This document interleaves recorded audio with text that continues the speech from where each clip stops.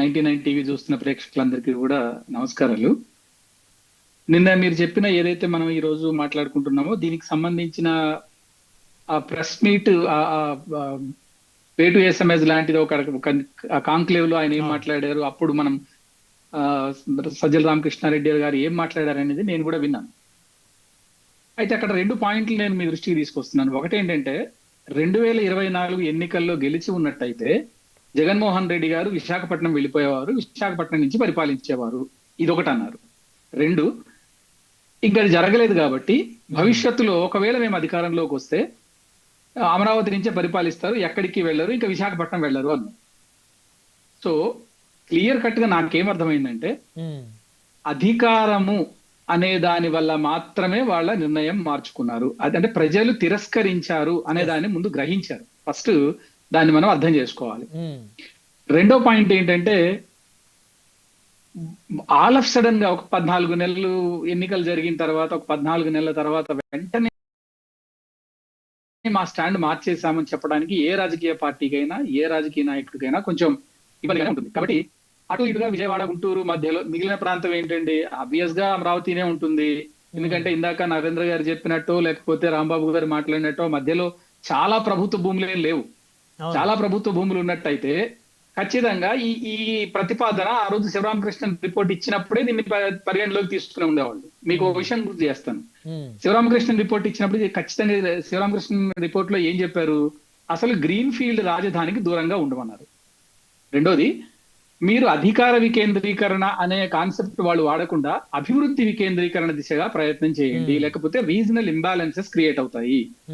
Regional imbalances ద్వారా regional aspirations promote అయ్యే అవకాశం ఉంది. ఒకసారి ఆల్రెడీ మనము తెలంగాణ నుంచి విడిపోయేటప్పుడు మనం చూసాము, ఎక్కువ అభివృద్ధి హైదరాబాద్ చుట్టూ కేంద్రీకృతం అవడం వల్ల మనకు విభజిత ఆంధ్రప్రదేశ్ కి మనకి ఏ రకమైనటువంటి పొటెన్షియల్ క్యాపిటల్ సిటీ లేకుండా పోయింది అనేది అర్థం చేసుకున్నాం. అంటే పెట్టుబడులు అభివృద్ధి అంతా ఒకే దగ్గర పెట్టడం, ఒకే చక్ర. అవును, అది కూడా ఏంటి, మనం ఉత్తరాంధ్ర నుంచి కోస్టల్ ఆంధ్ర నుంచి కూడా వెళ్ళి హైదరాబాద్ లోనే పెట్టుబడులు పెట్టి, అంటే రాజకీయాలు ఇక్కడ చేసేవాళ్ళు, పెట్టుబడులు వ్యాపారాలు హైదరాబాద్ లో చేసేవాళ్ళు. సో వాళ్ళ సంపాదన అంతా అక్కడ ఉంటుంది, ఆ సంపాదన తెచ్చి ఎన్నికల్లో ఇక్కడ ఖర్చు పెట్టుకునేవాళ్ళు. ఇది ఒక విచిత్రమైన రాజకీయ పరిస్థితి. రాష్ట్ర విభజన జరిగేంత వరకు నడిచింది, బానే ఉంది. ఇక్కడ పాయింట్ ఏంటంటే తెలుగుదేశం కూడా శివరామకృష్ణన్ రిపోర్టుకు భిన్నంగానే వెళ్ళింది. గ్రీన్ఫీల్డ్ రాజధాని వద్దు, మీరు ఖచ్చితంగా ఒక డిస్ట్రిబ్యూటెడ్ డెవలప్మెంట్ మోడల్ కి వెళ్ళండి అని చెప్తే ఆ రెండింటిని పక్కన పెట్టి ఏకీకృత రాజధాని, world class city and green field రాజధాని అనే 2 కాన్సెప్ట్స్ తీసుకొని అప్పటి ప్రభుత్వం ముందుకు వచ్చింది. సరే, అది అయిపోయింది. ఇప్పుడు మనం వెనక్కి వెళ్ళి మార్చేది ఏం లేదు. ఎందుకంటే రాజధాని అసలు దొనకొండని రాజధాని చేయాలి, 30,000 ఎకరాల ప్రభుత్వ భూమి దొనకొండ దగ్గర ఉంది, మంచి గట్టి నేల, ఎలాంటి ప్రమాదాలు విపత్తులు రావనేది అన్ని అందరూ ఎప్పుడో మర్చిపోయారు. అయిపోయింది. ఇప్పుడు ఇక దాన్ని మనం పూర్తిగా దాని లోపలికి వెళ్ళి చేసేది ఏమి ఉండదు, పెద్దగా మనం మార్చలేం కూడా. ఎందుకంటే ఒక ఫేజ్ గడిచిపోయింది. ఎందుకంటే 10 సంవత్సరాల సమయం గడిచిపోయింది, 2 ప్రభుత్వాలు మారినాయి. 2 ప్రభుత్వాలు మారిన తర్వాత కూడా మనం ఆలోచిస్తే కేంద్రం నుంచి లేకపోతే పెట్టుబడులు పెట్టేటువంటి ఈ పెట్టుబడి వ్యవస్థల నుంచి, ఇన్వెస్ట్మెంట్ ఏజెన్సీస్ నుంచి మనం అప్పులు తీసుకొచ్చిన ఉన్నాయి, పెట్టుబడి రూపంలో తీసుకొచ్చిన ఉన్నాయి.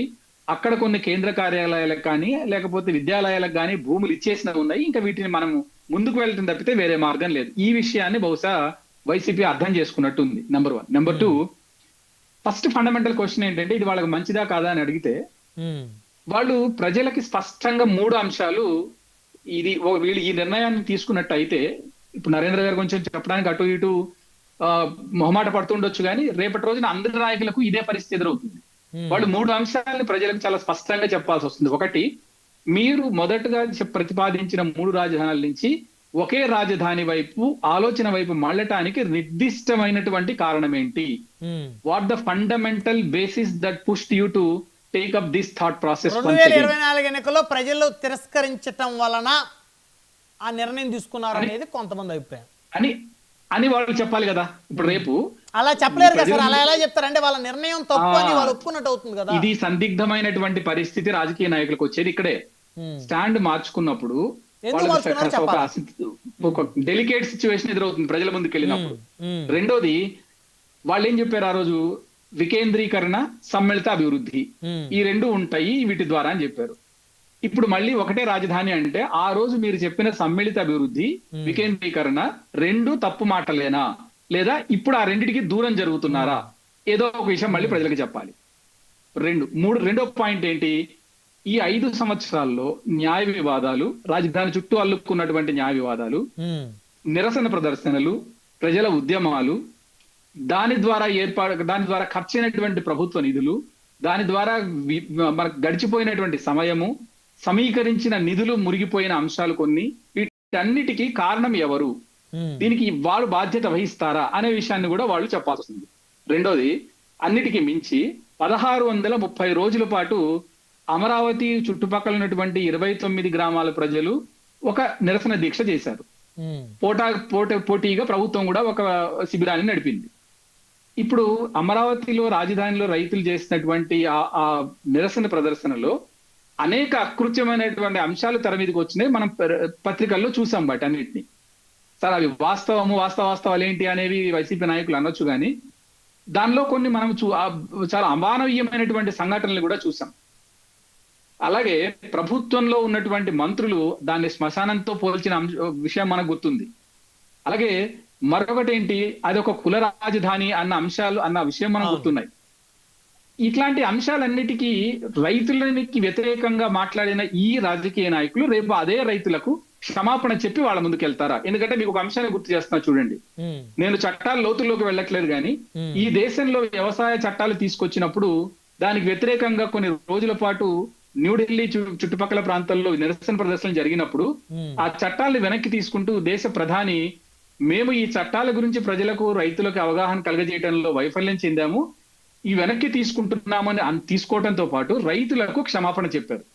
ఈ విషయం మీకు ఆన్ రికార్డు గుర్తు చేస్తున్నాను. రైతులకి క్షమాపణ చెబుతూ ఈ చట్టాలను మరింత మెరుగైన చట్టాలుగా మార్చి మీకు ఆమోదయోగ్యమైన పద్ధతిలో తీసుకొస్తాము అనే మాట చెప్పారు వారు. ఇప్పుడు అంటే అది దాన్ని శాంతింపజేసినట్టు అయింది. నేను I'm just taking an example. అలాగే ఇప్పుడు జగన్మోహన్ రెడ్డి గారు ఈ రైతుల మీద ఆ రోజు జరిగినటువంటి అకృత్యాలు, లేకపోతే వారు చేసినటువంటి ప్రభుత్వ దమనకాండకి వాటిని అంగీకరిస్తూ ఆ రైతులకు ఏమన్నా క్షమాపణ చెప్తారా? ఇది మళ్ళీ ప్రజలకి వాళ్ళు స్పష్టం చేయాల్సి ఉంటుంది. ఎందుకంటే తీర్పు వ్యతిరేకంగా వచ్చింది కాబట్టి ఆ తీర్పుకు సంబంధించి కరెక్టివ్ మెకానిజం ఏదో ఒకటి చేసుకోవాలి కాబట్టి ఖచ్చితంగా వీటికి చెప్పాల్సి వస్తుంది. వీటికి ఇంకొక పాయింట్ ఒకటి ఉంది. మనము వీటికి మూడో అంశం ఏంటంటే, నేను ఇందాక రాంబాబు గారు మాట్లాడిన దాని గురించి కూడా విన్నాను. పెద్ద ఎత్తున అప్పులు చేయాల్సి వస్తుంది కాబట్టి, 1,00,000 కోట్లు కావాల్సి వస్తుంది కాబట్టి రాజధాని మేము ఆలోచనని విరమించుకుంటున్నాము, దాదాపుగా విరమించుకుంటున్నట్టే, కానీ పార్టీలో పెద్దలు చర్చిస్తున్నారు అని. అయితే ఇప్పుడు వీళ్ళు ప్రతిపాదిస్తున్నటువంటి విజయవాడ గుంటూరు మధ్యలో నిర్మించబోయే రాజధానికి ఎంత ఖర్చు పెట్టాల్సి వస్తుంది అనేది వీళ్ళు ప్రజలకు చెప్పాల్సి వస్తుంది. ఎందుకంటే 1,00,000 కోట్లను ఒకటి ఎస్టాబ్లిష్ చేసినప్పుడు దానికన్నా తక్కువ బడ్జెట్ లో మేము ఒక రాజధాని సరిపోతుంది. 500 ఎకరాల్లో మరి ఒక అసెంబ్లీ, అదే విధంగా ఒక సెక్రటేరియట్, సో ఒక కోర్టు, హైకోర్టు, ఈ 3 సరిపోతున్నాయి అంటున్నారు కదా. కరెక్టే, అది సరిపోతుంది. మరి అలాంటప్పుడు వెళ్లకుండానే ఋషికొండలో మనం 450 కోట్లు పెట్టి ఎందుకు నిర్మించామండి? ఏ రాజధానిని మనం అక్కడికి తీసుకెళ్లామని మనం అక్కడ ఖర్చు పెట్టాము? అది ప్రజాధనం ఈ రోజు అది వృధా అయినట్టా కాదా? దాన్ని ఏ రకంగా ఉపయోగించుకోవాలి అనే ఆలోచన ఆనాటి ప్రభుత్వానికి లేదు. దాన్ని ఎట్లా సద్వినియోగం చేసి వినియోగంలోకి తేవాలనే ఆలోచన ఈనాటి ప్రభుత్వానికి లేకపోయింది. నేనేమంటున్నా అంటే అంతిమంగా ప్రజాధనమే దుర్వినియోగం అవుతున్నది. ప్రజలు కష్టపడి పన్నుల రూపంలో ప్రభుత్వం వద్ద జమ చేసినటువంటి డబ్బుల్ని ఇష్టానుసారంగా పార్టీ నిర్ణయాల ప్రకారము వాళ్ళు అనుకున్న ఆలోచనలు మార్చుకున్న ఆలోచన ప్రకారం ఖర్చు పెట్టడం అనేది కరెక్ట్ గా. ఈ ఆర్థిక భారాన్ని ఎవరు మోయాల్సి వస్తుంది? ప్రజలే మోయాలి. రెండోది, ఇంకొక పాయింట్ ఉంది బ్రహ్మనాయుడు గారు, ఇంకొక point.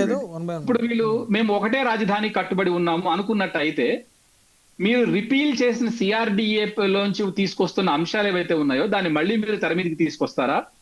2, master plan, Amaravati master plan ఒకటి ఆమోదించబడింది అసెంబ్లీలో. అధికారంలోకి వచ్చిన తర్వాత 2 ప్రభుత్వాలు దాని మీద కొంత పనిచేసినాయి. ఇప్పుడు ఆ మాస్టర్ ప్లాన్ లోని పాక్షికంగా గానీ పూర్తిగా గానీ దాన్ని మీరు మళ్ళీ అంగీకరిస్తారా, స్వీకరిస్తారా, దాంట్లోంచి అమలు చేస్తారా? ఎందుకంటే ఆ master plan that includes the Tadepalli దాకా కూడా విస్తరించే మాస్టర్ ప్లానే అది. అందులోంచే తీసుకోవాల్సి వస్తుంది. మీరు రెండోగా సిఆర్డిఏని రద్దు చేసి కూర్చున్నారు. ఇప్పుడు సిఆర్డిఏకి మళ్ళీ ప్రాణప్రతిష్ఠ చేసి లేదా సిఆర్డిఏ ఆమోదించిన ఆ మాస్టర్ ప్లాన్ మళ్ళీ తీసుకోవాల్సి వస్తుంది. దానికి సిద్ధంగా వైసీపీ ఉందా? సో నేనేమంటున్నానంటే అది తెలుగుదేశం చేసిన తప్పు కానివ్వండి, గ్రీన్ ఫీల్డ్ రాజధాని అనే పేరుతోటి ఒకే చోట కేంద్రీకరించటము, అలాగే వికేంద్రీకరణ, అభివృద్ధి వికేంద్రీకరణ దృష్టికి పెట్టకపోవడము, లేదా తదనంతరం వచ్చిన వైసీపీ 5 ఏళ్ల పాటు ప్రభుత్వం దగ్గర కొన్ని నిధులు ఉన్నప్పటికీ 5 ఏళ్ల పాటు నిర్మాణాలని ఆపేసి ఏమాత్రం నిర్మాణంలో ఒక్క ఇటుక కూడా ముందుకు జరగకుండా నిర్మాణ సామాగ్రి, కార్మికులు వారందరూ అక్కడి నుంచి తరలిపోయేలాగా చేసి ఉన్నటువంటి